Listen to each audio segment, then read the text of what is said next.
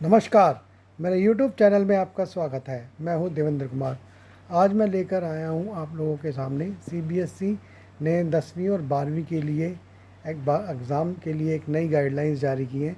किस तरीके से 10वीं और 12वीं के एग्ज़ाम का असेसमेंट किया जा सके, क्योंकि अभी तक 10वीं का रिज़ल्ट डिक्लेयर नहीं हुआ है 2020-21 का।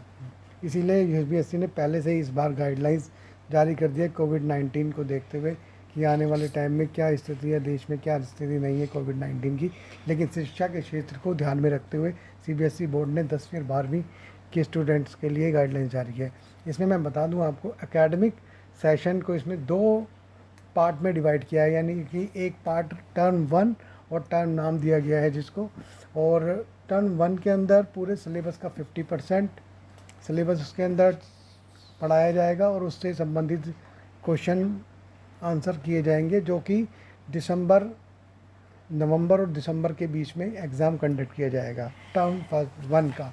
और दूसरा जो टर्म है सेकंड टर्म, उसमें रिमेनिंग 50% जो सिलेबस है उसको कवर किया जाएगा और इसका एग्ज़ाम रखा जाएगा मार्च और अप्रैल के बीच में।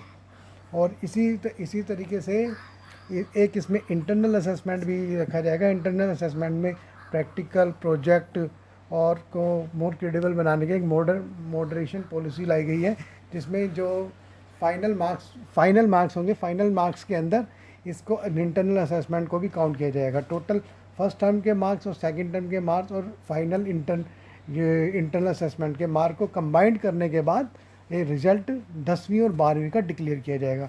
थोड़ा विस्तृत रूप से आपको बता दूं, एक डिटेल ऑफ करिकुलम ट्रांजेक्शन में, यानी कि 9th-10th के जो इंटरनल असेसमेंट है, इसमें 3 periodic test, student enrichment, portfolio, practical work, speaking listening activities वगैरह पे ध्यान दिया है। इसी तरीके से 11th-12th में जो इंटरनल असेसमेंट है थ्रू आउट द ईयर, आपको फर्स्ट सेकेंड टर्म साथ में वुड इंक्लूड भी end of the topic unit test, exploratory activities, practical project, ये सब चीज़ें इसके अंदर इंक्लूड की। इनको एक पॉलिसी के तहत रिटेन किया जाएगा एज ए डिजिटल फॉर्मेट में एविडेंस के तौर पर, ताकि कल को जब ये CBSE अगर मांगती है तो इनको सारी अपनी जो डिटेल्स हैं, स्टूडेंट्स की डिटेल प्रोवाइड करनी होंगी।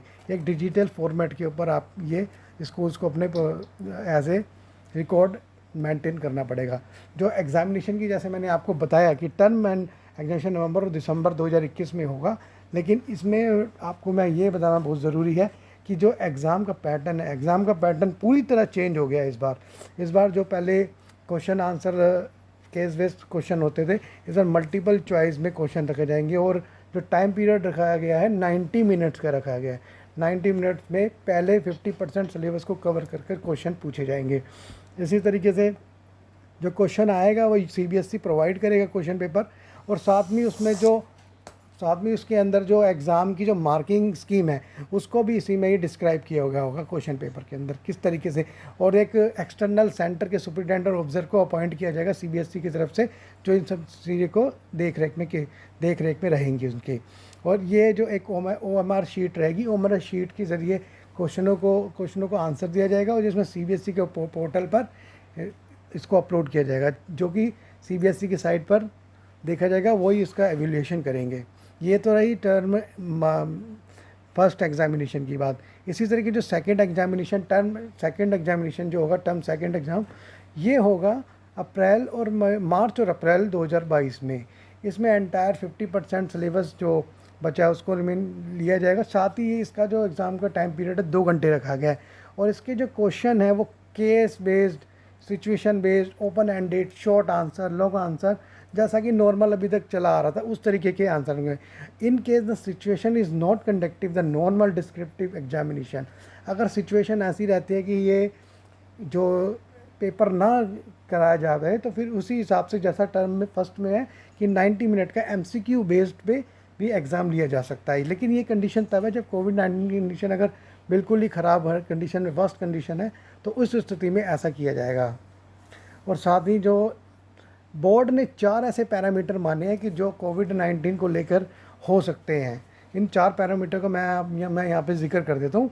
Assessment exam as per different situation, यानी जो 4 इन्होंने डिफरेंट सिचुएशन मानी है उनको ध्यान में रखते हुए, in case situation of the pandemic improves and the student are able to come to school for centre for taking the exam. यानी कि पेंडेमिक की सिचुएशन बिल्कुल साफ़ हो जाती है, कोई ऐसा खतरा नहीं रहता स्टूडेंट्स के लिए कि स्कूल में आकर पेपर दे सकें। तो पहला और दूसरा जो टर्म एग्जामिनेशन है वो स्कूल में उसके सेंटर में ही एलोकेटेड किया जाएगा और वहीं पर ही इनका आयोजन किया जाएगा और वहीं पर ही कंडक्ट करके इन दोनों पेपरों को ले जाएगा, टर्म 1 को भी टर्म 2 को भी। In case the situation of pandemic the force complete closer to the school during the November or December 21, but the second exam are held at school or center। यानी कि अगर इसके अंदर हम ये माने कि दिसंबर तक कंडीशन ठीक होने की संभावना है और टर्म, तो यानी कि जो पहला रहेगा MCQ केस उसको हम ऑनलाइन करा सकते हैं या ऑफलाइन करा सकते हैं होम घर पे ही रहकर, और जो सेकंड के लिए हम करेंगे कि फाइनल उसको स्कूल में जाके हम इसको कर सकते हैं अगर ऐसी कंडीशन नवंबर दिसंबर तक सोल्व हो जाती है। In case the situation the pandemic force completely closing during the March and April, तो इस कंडीशन में क्या रहेगा, जो टर्म फर्स्ट के जो MCQ हैं उसका जो रिज़ल्ट निकला है उसी के आधार पे हम सेकंड सेमेस्टर का भी हम एवेल्यूएट करेंगे और उसको कैंडिडेट को क्लियर करेंगे, पास करेंगे, जो भी उसका उस टाइम का रिजल्ट बनता होगा। साथ में एक फोर्थ कंडीशन ये रखिए, in case of situation of the pandemic forces completely closure of the school and the board conduct the term 1 and 2 was taken by the candidate from home in the session 21-22। यानी कि ये ऐसी condition है जिसमें pandemic की condition और worst हो जाए जो कि आने वाले मार्च अप्रैल तक भी नहीं सुधरती है, तो उस कंडीशन में जो है result will be computed on the basis of internal assessment. जो मैंने आपको इंटरनल असेसमेंट की बात अभी बताई थी जिसमें practical work, project work, theory work, term 1 term examination taken by the home, यानी कि जो भी घर से जो एग्ज़ाम किए हैं, चाहे वो प्रोजेक्ट है, थ्योरी है या यूनिट टेस्ट है, प्रैक्टिकल है, उन सब के आधार पर वो स्टूडेंट्स का रिजल्ट डिक्लेयर किया जाएगा। यानी ये सबसे वास्ट कंडीशन है कि अगर पेंडेमिक नहीं ख़त्म होता 2021-22 अप्रैल है महीने तक। यानी CBSE इस बार पूरा एक मूड में आ गया है और उसने पूरा एक डिफ़ाइन कर दिया है किस तरीके से हम असेसमेंट करेंगे और स्टूडेंट को कोई प्रॉब्लम ना हो, आगे फर्दर एजुकेशन सिस्टम को कोलैप्स ना होने दिया जाए। इसलिए CBSE ने एक एडवाइजरी जारी की है, एक स्कीम जारी की है। अब ये देखना कि आगे कितना ये कारगर रहती है आने वाले टाइम में। फ़िलहाल आज के लिए इतना ही। मेरी वीडियो को सब्सक्राइब कीजिए ताकि CBSE से जुड़े और एग्ज़ाम से जुड़े इंफॉर्मेशनों को मैं आपके सामने लेता रहूं और सबसे पहले आपके पास पहुंचती रहे। लाइक करें और सब्सक्राइब कीजिए और जितना हो सके लोगों तक शेयर करिए ताकि वो इस